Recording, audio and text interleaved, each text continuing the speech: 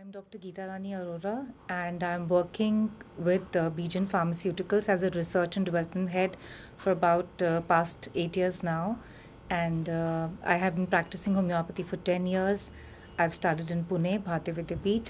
And the whole idea of doing and associated with homeopathy is that homeopathy is one system of medicine which has answer to a lot of diseases. So I'm very happy to be associated with homeopathy, and that's the thing. What are the principles of homeopathy?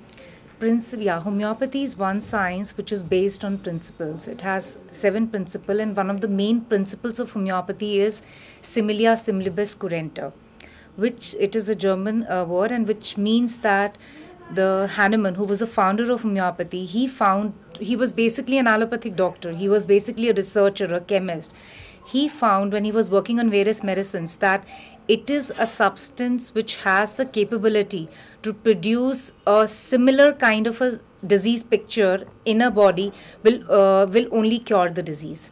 So that's what he found from his experiments. So that is one of the basic principles. So when a homeopathic medicine is chosen in homeopathy, it has to exactly match with the picture of the patient, and then only it will correct the entire disorder. And another concept is of minimum dose, that the quantity of medicine which is being given should be very, very low. And the reason for that is Dr. Hahnemann found that more the quantity of medicine, more are the side effects. And that is the only reason he came to a lower dose. And the concept of dilution, which you all know that it came up in homeopathy. These are the basic principles of homeopathy. Ma'am, we have seen many patients being cured by homeopathy. Yeah. But still, homeopathy has not got recognition worldwide or internationally. Why so? See, there is a reason. Yes, homeopathy is curing a lot of patients and correcting a lot of disorders. And the only reason why you're saying the international fame is not there, there's a reason that when you see everything in today's world, it is calculated, it is seen from a materialistic point of view. So when you see a homeopathic medicine or a homeopathic dilution, the quantity of medicine and dilution is not measurable. So that is something, the only question which remains in homeopathy unanswered. And the reason for that is that today the physics has not reached that level that they can calculate the amount of medicine at such a higher dilution. Whereas if you see the latest researchers, if you have read about Luc Montagnier, he's a Nobel laureate, and he has found in his experiments, which he was not doing on homeopathy but something else, that even at a very high dilution, the quality of the medicine or the character of that particular substance which is diluted remains. So there are a lot of people trying to work on that concept. So maybe that day is not very far, because that's the only question which is put to homeopathy, that when you cannot find out the medicine, how can you claim that it's a medicine which is working or it's something else which is working? So I think that day is not very far when that question is answered, and then whatever cures which are being done by homeopathy, the credit will come only to homeopathy. And right now it's always questionable. But if you see, there are a lot of researches which are happening in the field of homeopathy. There are a lot of evidence-based cases which are being presented by doctors. So that is something coming up, and that day is not very far when homeopathy will get the due credit it deserves, And we are all trying to work on that level to get that. Homeopathy, see, it was a science which is about a 200-year-old science, and there was Dr. Morton, and he was a student of Dr. Samuel Hahnemann, who was the founder of homeopathy. So he came to India and he treated Maharaja Pratap. So he treated him, and that's how first introduction of homeopathy came to India. After that, there was one layman doctor, homeopath, and he basically managed a very big epidemic of plague. His name was Mr. Ranjit Sarkar. I'm not remembering that exactly. Can you explain us the journey of homeopathy from Germany to India? Yes, homeopathy is a 200-year-old science which and it came to India through Dr. John Martin, and he was a direct disciple of Dr. Samuel Hahnemann, who was a founder of homeopathy. So he came to India and he treated Maharana Pratap. So that time homeopathy was first time introduced in India. After that, Mr. Rajendra Lal Datta, he was a layman homeopath who was not done any course on homeopathy, but he read about homeopathy, and he managed a very big epidemic of plague in India by homeopathic medicines only.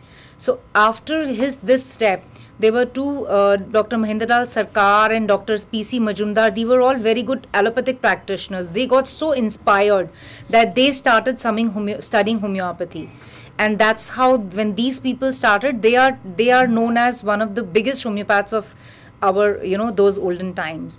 So then this is how homeopathy grew in India. And after that, first people were just reading through books, and colleges started and institutions came up, the law came up. Now there is a Central Council of Homeopathy, there's a Research Council of Homeopathy who's doing tremendous work for the upliftment of the science and for formulation of the courses and everything. So today homeopathy is known all across the India. And one of the thing which has contributed to the growth of homeopathy, which we don't say but the industry and doctors say, was bringing of literature of homeopathy. For example, when homeopathy was started in India, the books were available at very, very expensive cost. So Bijan publishers brought down that cost to 1/100th. For example, a boric materia medica was available for 200 rupees and Bijan published it for 8 rupees. So people who used to only just read boric by borrowing it from other doctors started having their own copies. So that thing also brought a revolution of homeopathy in India. And then when literature were accessible, people started reading more, and that's how homeopathy grew very, very tremendously. Can homeopathy be considered as a complete system to cure all diseases? See, homeopathy is a very big science. Today we cannot call any science as a complete science. Why? Because every science has its own scope and limitations when we talk of a medical science. So today it is like, for example, but homeopathy has much more scope than it is understood by people. For example, homeopathy has tremendous answers to allergic disorders, to respiratory disorders, to so many functional disorders. Lot of things which are considered to be a surgical only can be treated by homeopathy very well. Homeopathy also has answers to a lot of autoimmune disorders. Maybe not 100%, but it can work. It can really, really bring a better change in the lifestyle of a person. So this is the time of integrative medicine, I would say, when all the system of medicine should be available to a patient at one platform. And what science is best, patient should be offered that. That's the need of the hour. We cannot call any science as complete, but every science has its own process now. But homeopathy has much wider scope than what is understood by anybody, I would say, so. Ma'am, name the diseases for which homeopathy can be considered as best treatment. See, as I said in the last thing also, that allergic disorders, be it skin allergies, respiratory allergies, gastric disorders like acidity, like gastric ulcers, colitis, and depression, anxiety neurosis, anxiety disorders. And in autoimmune disorders, as I said, that homeopathy has a very wide scope.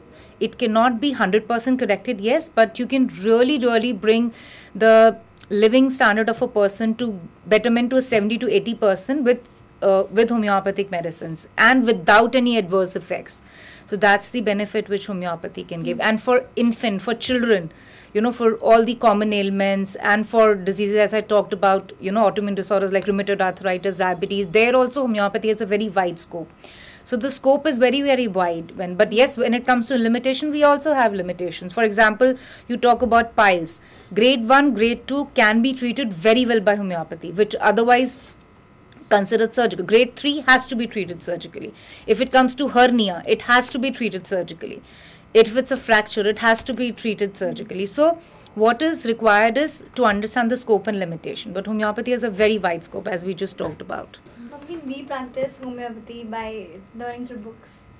Yes, you have to read books to practice homeopathy, but not just on your own. You have to go by a proper course. You have to go the structure and format of what has been decided by the council. And even now, today, you cannot practice homeopathy just by reading books, because the council has laid down certain legal laws that you have to be a registered homeopath to practice homeopathy. That's the need. You have to be a part of, you have to do a proper course. It's a 5.5-year course where you have to study each and every subject, from anatomy to physiology to, medicine. Everything you have to read, pathology to the preventive and social medicine. And what is additional is knowing about the homeopathic principles, homeopathic medicines. And then only you can practice homeopathy. In ideal way is to read about all the subjects, because only when you know the body, only when you know the system, then only you can target to treat. Initial days, people have done that. They are the base of homeopathy in India today. But today, when there are so many diseases, if you don't know the system, you can misguide the patient. So you have to do a course to practice homeopathy. Ma'am, is it having cure for AIDS and cancer also? No, for AIDS and cancers, a lot of research is going on, but yes, there is not yet any documentary evidence that it can be, treated 100% with homeopathy alone. Yes, what is the scope of homeopathy in those cases is that there is one doctor who's working in South Africa, working with AIDS patients, where the patients are in very, very bad condition. They have already taken the main line of treatment. So what they have found is when they add homeopathy to the line of the treatment, the CD4 plus count, which is the main marker of how an AIDS patient is doing, becomes very, very well. In cancer cases, which come to homeopathy, should be once you have done with your chemotherapy and radiotherapy. After that, to avoid the recurrence and to manage the patient post-surgical, homeopathy has good scope. But yes, for diseases like cancer or AIDS, one must seek the conventional line of treatment because they are having more evidences to how that is being treated. But post-treatment, pre-treatment and managing along with the conventional line, homeopathy can play a very good role.